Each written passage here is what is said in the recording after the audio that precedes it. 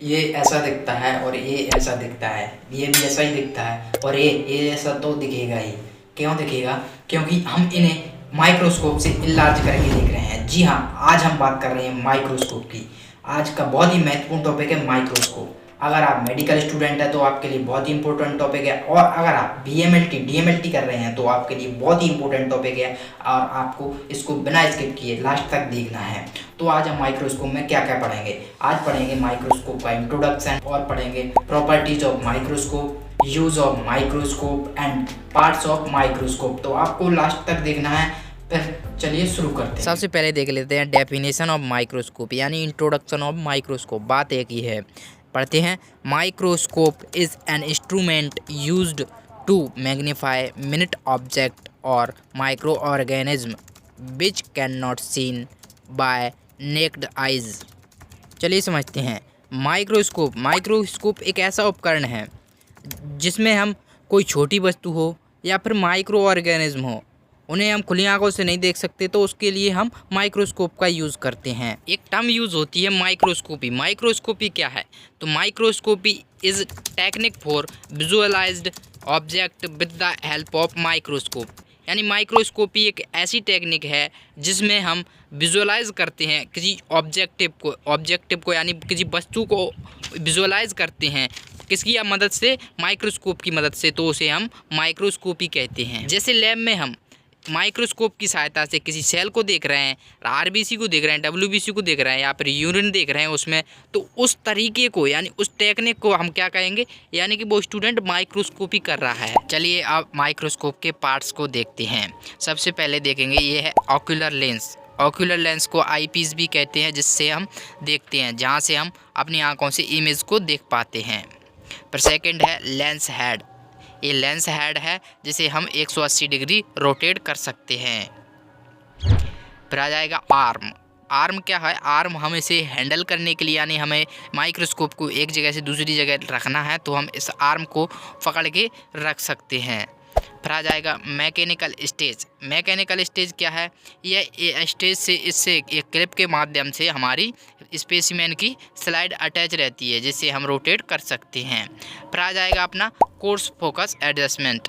हम इससे course focus करते हैं, यानी ये स्टेज है ना, ये पूरा स्टेज, उसको हम ऊपर और नीचे यानी अप और डाउन कर सकते हैं, जिससे हमारा इमेज फोकस होता है। फिर आ जाएगा अपना फाइन फोकस एडजस्टमेंट। इससे हम इमेज को फाइन देख सकते हैं, यानी इमेज को फाइन करने के लिए इसका उपयोग किया जाता है। फिर आ जाएगा अपना स्टेज एडजस्टमेंट नोब, यानी कि इससे हम ये मैकेनिकल स्टेज है ना, उसे एडजस्ट करते हैं लेफ़्ट राइट, यानी नियर एंड फार, यानी दूर करने, पास और दूर करने के लिए, यानी स्टेज को इधर उधर करने के लिए हम इस स्टेज एडजस्टमेंट का उपयोग करते हैं। फिर ये जाएगा ये बेस। ये आपको बेस दिख रहा है, ये बेस क्या करता है? ये बेस माइक्रोस्कोप को स्टैंडिंग पोजीशन में रखने के लिए मदद करता है। अब है लाइट सोर्स। ये है लाइट सोर्स। यहाँ से माइक्रोस्कोप को लाइट सोर्स मिलता है, जिससे हम इमेज को देख पाते हैं। अब ये है आइरिस डायफ्रेगम ऑफ कंडेंसर, यानी कि एक कंडेंसर की मदद से हम लाइट को कम ज़्यादा कर सकते हैं, यानी कि जैसे हमें लाइट कम चाहिए तो कम कर सकते हैं और ज़्यादा चाहिए तो ज़्यादा कर सकते हैं। फिर ये है स्टेज। ये स्टेज है जिस पर हमारे स्पेसिमेन की स्लाइड रखी जाती है। अब आ जाएगा ये दिख रही है, ये स्लाइड रखी हुई है, स्पेसिमेन स्लाइड है, इसे पर स्पेसिमेन को देखते हैं हम। अब आ जाएगा ऑब्जेक्टिव लेंस। ये ऑब्जेक्टिव लेंस हैं, ये डिफरेंट टाइप्स के होते हैं, 4x, 10x, 14x and 100x। फिर आ जाएगा अपना ये रोटेटिंग नोज़।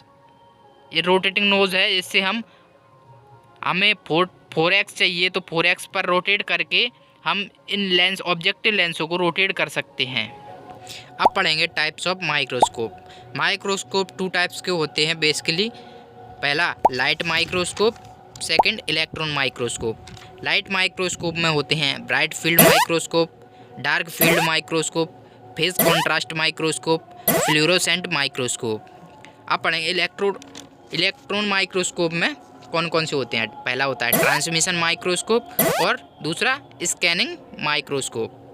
और एक अदर टाइप भी होता है स्कैनिंग प्रोब माइक्रोस्कोप। हम इनको अगली वीडियो में डिटेल में पढ़ेंगे, इसलिए अब आगे बढ़ते हैं। अब पढ़ेंगे प्रॉपर्टीज़ ऑफ माइक्रोस्कोप। माइक्रोस्कोप की प्रॉपर्टी क्या क्या है।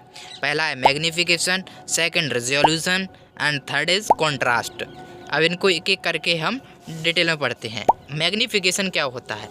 मैग्नीफिकेशन इनलार्जमेंट ऑफ ऑब्जेक्ट, यानी मैग्नीफिकेशन बेसिकली समझे तो इनलार्ज यानी इमेज को लार्ज करने की प्रक्रिया ही मैग्नीफिकेशन कहलाती है।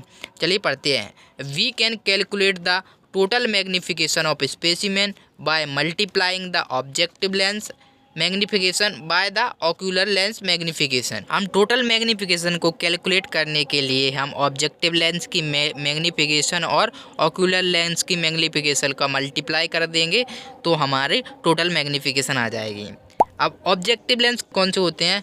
पहला होता है 4x, दूसरा 10x और तीसरा 14x और लास्ट होता है अपना 100x, जिनसे हम इमेज को देखते हैं। और ऑक्यूलर लेंस भी दो टाइप के होते हैं, पहला 7x और दूसरा 10x। चलिए अब टोटल मैग्नीफिकेशन को कैलकुलेट करके देखते हैं। मैग्नीफिकेशन को पहले फर्स्ट मैग्नीफिकेशन को कहेंगे M1, यानी कि ऑब्जेक्टिव लेंस द्वारा जो मैग्नीफिकेशन की जा रही है उसे M1 कहेंगे, और जो मैग्नीफिकेशन आईपीस द्वारा की जा रही है उसे सेकंड मैग्नीफिकेशन M2 कहेंगे। अब चलिए इसे कैलकुलेट करते हैं। M1 into M2। एग्जाम्पल के लिए अगर हमारा ऑब्जेक्टिव लेंस 10 का लगा है, 10x का लगा है और आईपीस भी 10 का लगा है, तो 10 इंटू 10 100, यानी 100x मैग्नीफिकेशन टोटल हो जाएगा। ऐसे ही अगर ऑब्जेक्टिव लेंस 10x का हो तो उसके लिए मैग्नीफिकेशन 100x हो जाएगा। इसी प्रकार 14x का ऑब्जेक्टिव लेंस हो तो उसके लिए 400x हो जाएगा। ऐसे ही अगर 100x का हो तो उसके लिए 1000x हो जाएगा। चलिए अब पढ़ेंगे रेजोल्यूशन पावर। रेजोल्यूशन पावर क्या होती है। हाउ फार अपार्ट 2 पॉइंट्स और objects can be seen separately through the microscope, यानी कि जो इमेज में कोई भी पार्टिकल यानी कोई सेल है वो पास है, उसको सेपरेट करके दिखाने की प्रक्रिया यानी पावर रेजोल्यूशन पावर कहलाती है। The resolution power depends on the wavelength of light and the numerical aperture of the objective lens, यानी कि जो रेजोल्यूशन पावर होती है वो दो कार्यों पर डिपेंड करती है, wavelength of light and numerical aperture of light. अब पढ़ेंगे कॉन्ट्रास्ट।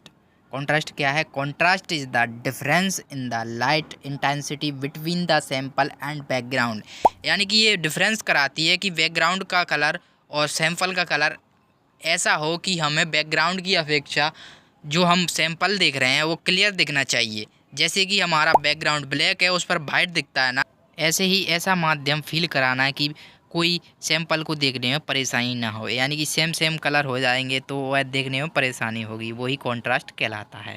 अब पढ़ेंगे वर्किंग डिस्टेंस। वर्किंग डिस्टेंस क्या है। The distance between the front surface of lens and surface of specimen, यानी कि जो लेंस का फ्रंट सरफेस और स्पेसिमेन के सरफेस के बीच की जो दूरी होती है, यानी जो डिस्टेंस होता है, उसे ही हम वर्किंग डिस्टेंस कहते हैं। अगर कवर ग्लास लगा है तो कवर ग्लास और लेंस के बीच की दूरी ही यानी डिस्टेंस ही क्या कहलाएगी, अपनी वर्किंग डिस्टेंस। चलिए अब पढ़ते हैं यूज़ ऑफ माइक्रोस्कोप, यानी कि माइक्रोस्कोप के क्या क्या यूजेज हैं। सबसे पहले पढ़ेंगे हेमेटोलॉजी में। हेमेटोलॉजी में इसके क्या उपयोग हैं।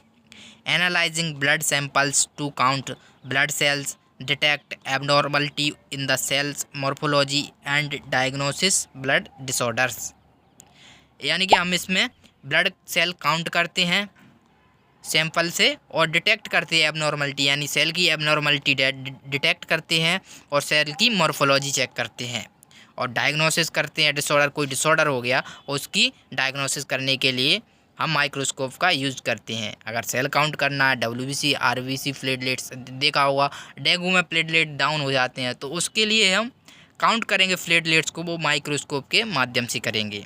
और अगर मॉर्फोलॉजी चेक करनी हो यानी सेल का स्ट्रक्चर कैसा है, उसके लिए भी हम माइक्रोस्कोप का यूज़ करते हैं। अब देखते हैं माइक्रोबायोलॉजी। माइक्रोबायोलॉजी में माइक्रोस्कोप का यूज़ कैसे होता है। Observing bacteria, fungi, parasites and other micro organism in the bodily fluid to identify infection. हम ऑब्जर्व करते हैं, किसे किसे करते हैं, बैक्टीरिया को, फंजाई को, पैरासाइट को। अगर हमें मलेरिया हो गया, मलेरिया किसके कारण होता है? पैरासाइट के कारण होता है। तो उसके लिए हम माइक्रोस्कोप में उस पैरासाइट को देख सकते हैं। एंड अदर माइक्रो ऑर्गेनिज्म, और विभिन्न प्रकार के माइक्रो ऑर्गेनिज्म यानी सूक्ष्म जीव होते हैं, उनको भी हम इसमें स्टडी कर सकते हैं। और बॉडी के जो फ्लूइड होते हैं उनमें उनको आइडेंटिफाई करते हैं, इनमें कोई इन्फेक्शन तो नहीं है। इस प्रकार हम माइक्रोबायोलॉजी में इनके यूज़ करते हैं। अब पढ़ेंगे यूरिन एनालिसिस। यूरिन का एनालिसिस करने के लिए भी हम माइक्रोस्कोप का यूज़ करते हैं। Examining urine sediment to detect abnormalities in the urine composition and potential kidney issue. यानी कि जो यूरिन में जो पार्टिकल आ रहे हैं, कोई ब्लड तो नहीं आ रहा, को क्या क्या पार्टिकल आ रहे हैं, जिस सेडिमेंट के माध्यम से हम माइक्रोस्कोप में कवर स्लिप लगा के देखते हैं, जिससे हम कोई किडनी इशू तो नहीं है, उसके माध्यम से हम उसका डायग्नोस करते हैं। अब आ जाएगा साइटोलॉजी। साइटोलॉजी क्या है? साइटोलॉजी में इसका यूज़ कैसे होता है? Examining cells from bodily fluid like cervical smears और bodily fluid to detect free cancers और कैंसर सेल। यानी इसमें हम साइटोलॉजी में कैंसर सेल को देखते हैं, यानी कैंसर सेल कैसी है, या फिर कैंसर है या नहीं, इसको देखने के लिए, या फिर जो कैंसर से पहले भी जो सेल होती हैं उसको डिटेक्ट करने के लिए हम इसका उपयोग करते हैं। और जो सर्विकल कैंसर की स्पेयर होती है उसको देखने के लिए भी हम माइक्रोस्कोप का यूज़ करते हैं। थैंक यू फ्रेंड्स, यहाँ तक वीडियो को देखने के लिए। और इस माइक्रोस्कोप पर और भी अभी टॉपिक बचे हुए हैं, जिसमें हम डिफरेंट टाइप्स के माइक्रोस्कोप को डिटेल में पढ़ेंगे। तो हमारी वीडियो जल्द आएगी, बने रहिए हमारे साथ, लाइक कीजिए, चैनल को सब्सक्राइब कीजिए।